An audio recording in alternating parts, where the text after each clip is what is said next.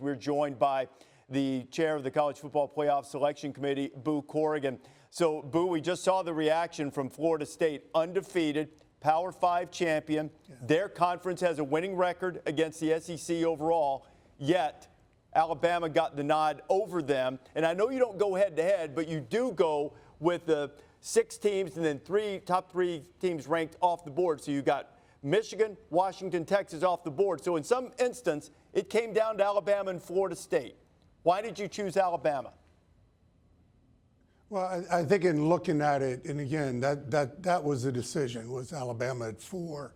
Florida State is a different team than they were through the first 11 weeks. Coach Norvell, their players, their fans, an incredible season. But as you look at who they are as a team right now, without Jordan Travis, without the offensive dynamic that he brings to it, they are a different team. And the committee voted Alabama 4 and Florida State 5. There are a number of people in that committee room, Boo, who have football backgrounds. Jim Grobe, great coach at Wake Forest. You had Will Shields, who's a Hall of Fame player. You've got Joe Taylor, great coach. Chris Ault, great coach. When they were debating this, and Booger's been talking about it's okay to win with defense. When the coaches, the football judgment people in the room were debating this, what moved them? I think it's one of the questions that we do ask is from a coaching standpoint, who do you want to play? Who do you not want to play? And as we go through that, again, looking at where we are today, right? Not where we were 3 weeks ago or, 8 weeks ago. Who do they want to play? Who do they not want to play? And they've got a significant voice in the room. And as we went through that and we went around and around, late last night, came back again this morning to do it again. And, again, we came back with, the top 4 as we did in Florida State at 5. How many times did you go through that process? Half dozen, 8. How many times? 6. How many times did it come out differently from this final version? No, it was much more the debate in the room, right, as we're going around it. And each person, at one point in time, it was each person spoke about where they were with all of it, right, with 1 and 2. Where are we with 3 and 4 and 5 and 6, and making sure that we got that right. But there was never a rush moment, Rece. There was never a, hey, it's this or that, or it's this time or that time. We just wanted to make sure we got it right, which is why we came back again this morning and went through all of it again. We talked over the last couple of weeks, Boo, about the injury to Jordan Travis. It's in the protocol that the committee is bound to evaluate when coaches or players aren't there, or if they aren't going to be there. How would you say you balanced that part of the evaluation for Florida State against Alabama beating the team that you guys had ranked number 1, and perhaps, even though you wouldn't tell me before, perhaps some in the room had thought was unequivocally better than everyone else up to that point?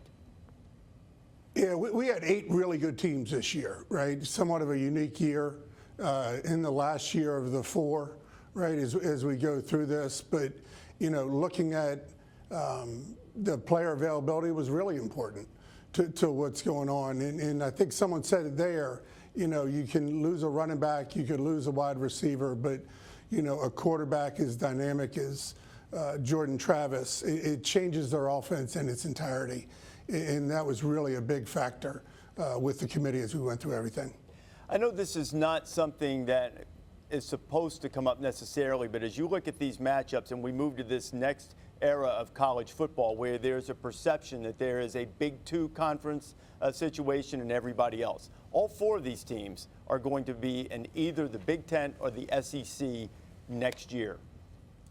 How was that evaluated in terms of being concerned about leaving out an undefeated champion from another league?